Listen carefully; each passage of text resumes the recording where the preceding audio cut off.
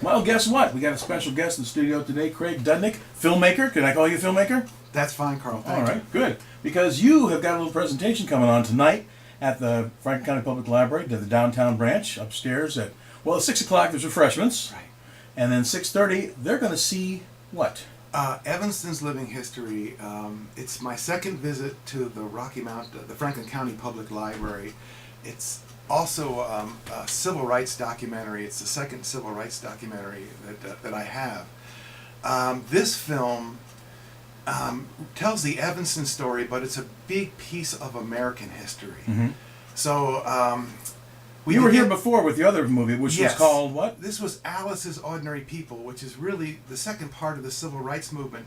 It focuses on the women in Chicago who took the movement in the direction of politics following the death of Dr. Martin Luther King. And Alice Tregay is the key figure, and it's Alice's Ordinary People. Alice had marched with Dr. King when he came to Chicago fighting for fair housing. Mm-hmm.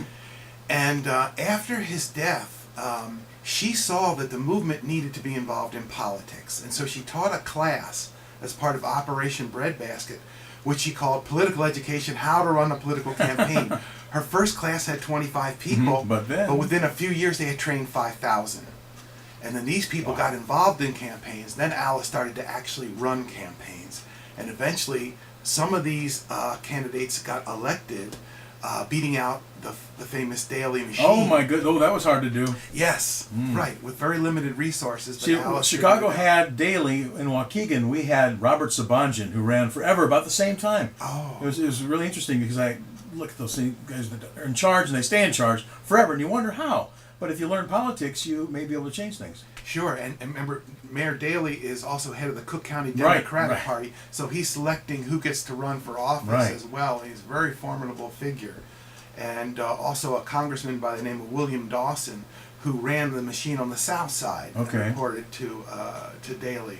So as Alice told me, Dr. King could only stay at a couple of churches when he came to Chicago, because if your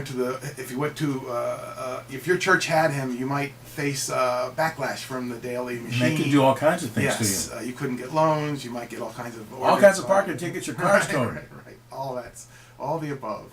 So this was a big change over in American history, because Dr. King had counted on President Johnson in the civil rights movement, going back to the Montgomery bus boycott. The Civil Rights Act of 1964, Johnson was behind. The Voting Rights Act of 1965.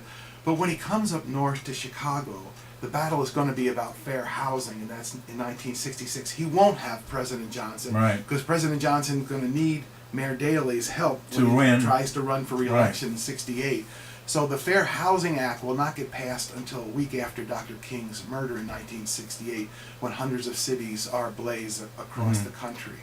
So this is the roots, and Alice saw the political side after that they need to get people elected. And I heard Congressman John Lewis give a speech in support of people voting in Georgia for the governor's race, actually in support of Stacey Abrams, where he was talking about the vote being the most powerful nonviolent weapon in our society, and imploring people if we use it, if we remember to use it. And so this was the whole movement of civil rights toward politics. And that's what, Alice gets a number of key candidates elected, including Congressman Ralph Metcalf is really the first big victory. A few people might know that Congressman Ralph Metcalf was right behind Jesse Owens at the Berlin Olympics in 1936. He at one time was fastest man in the world. He's a local hero, and he's a congressman, but he's a machine politician. Then he broke with Mayor Daley over police brutality, and this was he thought would end his career. But what ended up happening was that he has these women running an independent campaign for him, and he thinks that they don't know what they're doing. He's used to having the machine running, everything's taken care of that way. And he was astounded. They won. Alice said that they hit every door in 11 wards. It was the hardest thing that she had ever done, and he won with, I think, 78% of the vote. Wow. Harold Washington thought Metcalf was going to run for mayor. He didn't. Uh-huh. And then there was a plebiscite, and they selected Harold Washington to run for Mhm. mayor. Now, in this case, Alice saw a bill in Detroit, Michigan called Deputy Registrars, where you could register people in libraries, not just downtown in different places. She gave this to Senator Brookins. They passed it in Illinois. This one bill brought in 150,000 new voters, and they credited it with electing Harold Washington. All those new voters. Okay. We're seeing that, Right. that playing out again, where they're registering They new just voters. didn't bother, and it's like, oh, wait a minute. Right. It brought these people in. Well, there's a young man named Barack Obama who sees what's happening in 1985. I heard of him. Right. He sees this whole political establishment that they're building, and he's so impressed with Harold Washington that he moved to Chicago in 1985, and he learned quite a bit from them. Well, yeah, I think so, yeah. And the rest, as they say, is history. So is that movie available to... That's Alice's Ordinary People. That was what I came for earlier. Okay. We played that film. Mm-hmm. So I was talking to Christina Arena At the library. who does wonderful work at the library, and she wanted to know if I would come back and play the second film. Ah. This is actually the first film I made. It was about the African American community where I live in Evanston, but Alice of Alice's Ordinary People is also from Evanston. And that's how I met Alice. Mm-hmm. Alice's brother was Evanston's first black firefighter Wow. in 1950. 50? He could not eat with the other firefighters. Separate silverware, equipment and clothing that didn't fit. Wow.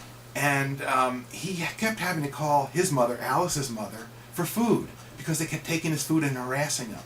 And she worked as an all-night nurse. Mm-hmm. And she got so tired of it that she took on the whole department herself. This is where Alice gets that fire. Like, you're acting like children. He should be eating with you. Stop playing these games. And this was the beginning of the change in the Evanston Fire Department. So with stories like this, Alice liked the fact that in the film I focused on ordinary people. And she made this point, to me, that it's the ordinary people that do all this in the civil rights movement. And so she asked if I could make a similar film about the Chicago in the same style that I made this film. Mm-hmm. So I've gone back and bringing the original film out to show here. So much happens in the Evanston story that's so big a part of American history. So, through the research for this film, I found out that African Americans do better in the Carolinas than any of the other southern states following the Civil War. And that was because Union troops stayed there longer in the Carolinas. Oh, okay. That was the last place they pulled out of. So African Americans got more education, and more of them owned their own land. So we begin the film with an emancipated slave named Anthony Crawford in Abbeville, South Carolina. Now, Abbeville is significant because it's the home of John C. Calhoun, former vice president and architect of secession. Mm-hmm. So this is really ground zero of the South. So what ended up happening, Mr. Crawford was an emancipated slave who owned his own land. And it turned out that he's a very gifted farmer. He just knows when to get out of different crops. I think they had boll weevil problems. He was out before everybody. So now he's lending money to his white neighbors. He's taking part, he's a prominent member of the community, taking part in parades. One of the wealthiest black farmers in South Carolina. And everything is fine. Seems to be going well. Yes, it's October 1916. And they're down on the square at Abbeville to sell the cotton at the cotton gin. The price of cotton starts to drop. So they tell Mr. Crawford that he has to get out of line and let the white farmers get the higher price. Oh my goodness. He knew that this day was coming sooner or later. He refused. He said, my cotton is every bit as good as theirs. This led to an altercation that led to Mr. Crawford's lynching. And the whole... Right there that same day? Well, first they arrested him for his protection or whatever. Oh, right. They couldn't protect him, and they ended forgot up to close the filling jail. him, with hundreds of bullet shots. There's an article about it in the local paper, and it's chilling in itself, in how that they call it how quickly it turned. Yeah, and that Abbeville has a quick lynching. That's what the headline read. On page 9, it talked about, what they did to Mr. Crawford, matter-of-factly. Yeah. So the press and the This sheriff, is 1916? 1916, they're all in cahoots. And the whole family, and they're wealthy people, have to leave, and most go up north to Evanston, Illinois, including Alice's mother. So Alice is a direct descendant of Mr. Crawford's. Okay. So this is where the story begins. And now they go up north to Evanston. They don't face lynching, but they face a virulent form of racism up north. In Evanston, the schools, the hospitals, African Americans can't go to the hospitals. Even the cemeteries are segregated and everything. It's top to bottom. So the transformation process of what this group does coming up north, and it was just a circumstance where they happened to meet this young man from New Bedford, Massachusetts, African American who was going to school at Northwestern, going for journalism. But New Bedford at that time was one of the most progressive in terms of race relations, home of W.E.B. Du Bois. Frederick Douglass had spent many years there. So he comes with a whole lot of ideas, and the black community was having a lot of trouble from the white community. They were trying to gerryman, get the churches out of certain districts, and they just said, they're harassing us. Will you run for alderman? This is Jourdain, and he agrees. And it's 1931. Alderman. Yes, and he wins, but they strip him of it. The Evanston decides that there was unsubstantiated voter irregularity. Oh my goodness! And they called him at midnight and said he didn't win after all. It was just that simple. Well, there was an outrage. It was so outrageous, even within the white community, that he ran again. And this time he has Northwestern professors and students line up to get him high on the ballot. And he has W.E.B. Du Bois. He has Clarence Darrow, the most famous attorney in the country. This is an aldermanic election. And he has Oscar DePriest, who's the first congressman elected since Reconstruction, the first black congressman elected from the North. And he wins, and it makes national news. Now, you won't find this in the history book. No. This is a significant event.